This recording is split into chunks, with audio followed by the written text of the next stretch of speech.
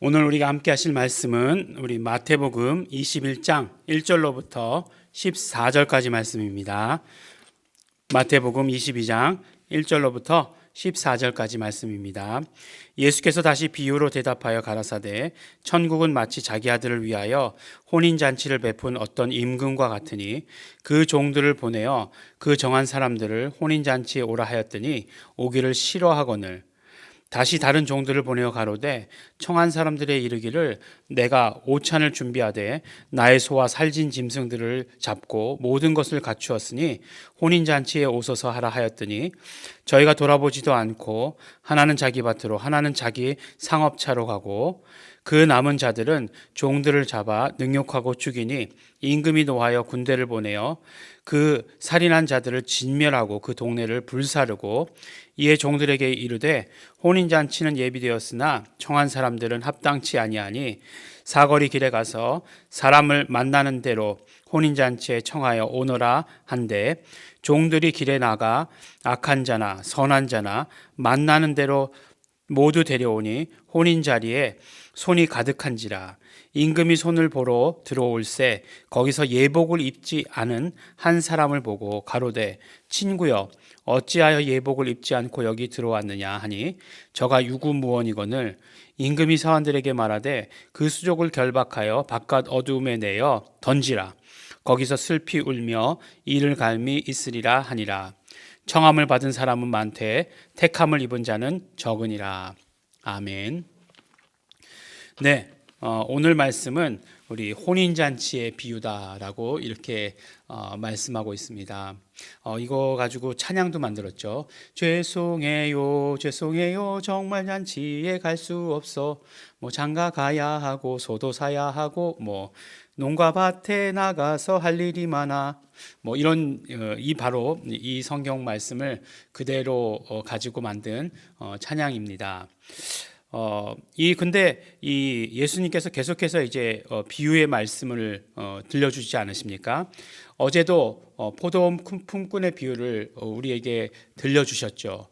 그 포도원 품꾼의 비유를 통해서 결국 말씀하시고자 하는 것은 주인이 열매를 요구했을 때에 그때 바로 드릴 수 있어야 된다라고 하는 것까지 우리가 적용의 제목으로 나갔던 것 기억합니다. 그래서 결국은 유대인에게서 이방인으로 그 모든 것들이 옮겨가는 것, 하나님께서 먼저 택한 백성들이 있었는데 그들이 거부하고 그들이 순종치 아니하자 이방인들에게로 그 구원이 넘어갔던 것 우리가 말씀을 통해 보았습니다. 마찬가지겠죠. 우리 또 한 가지 비유를 들려주셨는데 이 아들의 혼인잔치를 열어서 손님을 초청하는 그 임금 이 비유를 들어주셨습니다.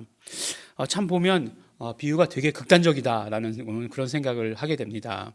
뭐냐 하면 첫 번째 종을 보내죠.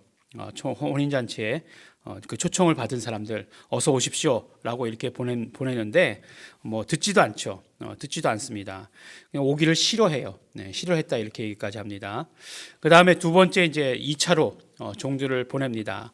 그래서 종들을 보낼 때 이렇게 말하라라고 얘기까지 해요. 뭐라고 말하냐면 이렇게 잔치를 준비했다. 소도 잡고 살진 짐승들도 다 잡아놓고 다 준비되었으니까 와라라고 이렇게 이야기를 했습니다. 그런데 그들이 초대받은 사람들이 돌아보지도 않고 하나는 자기 밭으로 하나는 상업차로 이렇게 갔다라고 이렇게 얘기해요. 장사하러 가고 자기 밭에 일하러 가고 하는 것 보게 됩니다. 그리고 결정적으로 그 종들을 붙잡아서 정말 모욕하고 죽이기까지 했다라고 이렇게 이야기하고 있습니다. 뭘 그렇게까지 했어? 뭐 이렇게 극단적이야? 라고 이렇게 생각하지만 실제로 어제 비유에서 나온 말씀과 같이 그렇게 이스라엘 백성들이 선지자들을 향해서 하나님께서 보내신 그 선지자들을 향해서 그렇게 했다는 것입니다. 그렇기 때문에 이 말씀을 들은 자들은 그것이 무슨 말씀인지 분명히 알았겠죠. 어제 말씀과 같이 이야기에서 자기를 가리켜 말씀하신 것인 줄을 다 알았을 것이에요. 예수님 정말로 잡아서 죽이고 싶었다. 그 말 표현이 그대로일 것입니다. 근데 여기까지는 이제 어제 말씀과 비유가 같은 것 같아요. 그 다음까지도 같죠. 그 다음에 세 번째로 이제 종들을 보내지 않습니까? 근데 종들을 보내는데 어디로 보내느냐? 이제 만나는 대로, 예, 그 길거리에 나가가지고 만나는 대로 다 데리고 와라. 사거리에 나가가지고 만나는 대로 사람들을 다 데리고 와라. 종들이 길에 나가서 악한 자나 선한 자나 만나는 대로 모두 데려왔다라고 이렇게 말씀하고 있어요. 그러니까 뭐 전부 다 데리고 온 것이죠. 뭐 어떤 기준이든지 간에 악한 자나 선한 자나 다 데리고 왔다 이렇게 이야기하는 것이에요. 그러니까 혼인 잔치 자리에 아주 그냥 손님이 가득했다라고 이렇게 이야기합니다. 여기까지만 이야기가 끝났으면 이제 정말 어떤 그 구약의 이스라엘 백성에게로 향했던 하나님의 모든 관심들이 이제 이방인들에게로 향한다라고 하는 것을 우리는 보게 되는 거죠. 감사한 일이죠. 그런데 여기서 또 한 가지 어떤 일이 있냐면 그 사람들 중에 예복을 입지 않은 사람이 있었다는 것이에요. 그래서 정말 주인이 정말 그 임금이 손님들을 이렇게 보러 들어왔는데 보니까 예복을 입지 않은 사람이 있었어요. 그래서 그 사람에게 어찌하여 예복을 입지 않았느냐 이렇게 얘기하니까 아무 말도 못했다, 아무 대답도 못했다 이렇게 얘기해요. 그러니까 그 사람을 바깥 어둠에 내어 던지라. 거기서 슬피 울며 이를 갈미 있으리라. 네. 성경에 나오는 말씀 중에 가장 그 비유에 나오는 말씀 가운데에서 가장 그 잘못된 표현, 그러니까 잘못된 경우가 뭐냐면 잘못되는 경우, 예, 슬피 울며 이를 갈미 있으리라. 이것이에요. 예.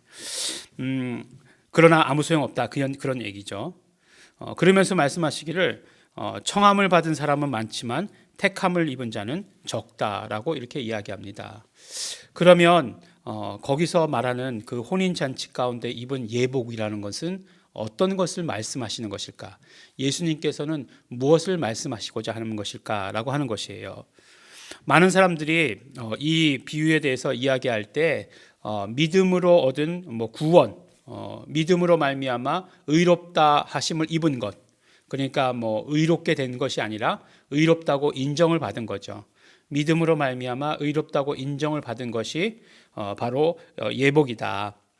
그래서 예수님을 믿겠다라고 고백한 사람들은 다 예복을 입은 것이다라고 이렇게 이야기합니다. 네, 그 이야기도 틀리지는 않은 것 같아요.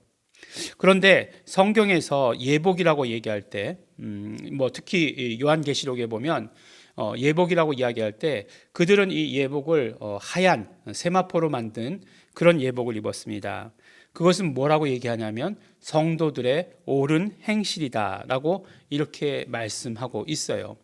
그러니까 만약에 옳은 행실 이렇게 해서 또 인간적으로 휴머니즘을 가지고 접근하다 보면 그래. 우리가 예수를 믿었어도 그 다음에는 어떻게 되느냐? 예수를 믿는 것은 너무나 당연한 거고 청함을 받았다는 것 자체가 이제 예수님을 영접했다는 거고 잔치에 왔다는 것 자체가 예수님을 영접한 것이고 그 다음에 어떤 세마포라고 하는 건 옳은 행실이라고 얘기했으니까 착한 일을 많이 해야 된다. 의로운 일을 많이 해야 된다라고 하는 것으로 또 이렇게 결론을 내리게 됩니다. 그 결론도 별로 나쁘지 않다라고 이렇게 생각해요. 옳을 수 있습니다. 그런데 결국 예복이라고 하는 것, 그것은 성경에 보면 사도 바울도 이야기하지만 예수로 옷 입으라라고 이렇게 말씀합니다. 예수로 옷 입으라라고 하는 것은 결국은 예수 그리스도의 완전한 그런 어떤 연합을 이야기하는 것이에요. 예수 그리스도로 옷 입으라. 그 말씀은 예수로 연합하라라고 하는 이야기인데 그러면 그것들이 결국은 무엇을 이야기하는 것일까? 성도들의 옳은 행실, 또 어제 말씀에서 이렇게 계속해서 이렇게 그 말씀을 따라서 그 어떤 흐름대로 본다라고 한다면 또 열매를 이야기하는 것인데 어떤 열매들을 이야기하는 것일까? 라고 이야기하는 것 참 궁금합니다. 구체적으로 이야기한다면 이렇게까지 이야기할 수 있어요. 결국 성도들의 옳은 행실이라고 하는 것은 열매를 맺는 것을 말하는 것이고 열매라고 하는 것은 구체적으로 성경에 입술의 열매다라고 이야기함으로 말미암아 입술의 열매는 회개를 이야기하는 것이죠. 또 그다음 그뿐만 아니라 회개뿐만 아니라 우리는 입술로 고백해야 되는 그런 사람들이죠. 결국은 우리가 예수로 옷 입는다.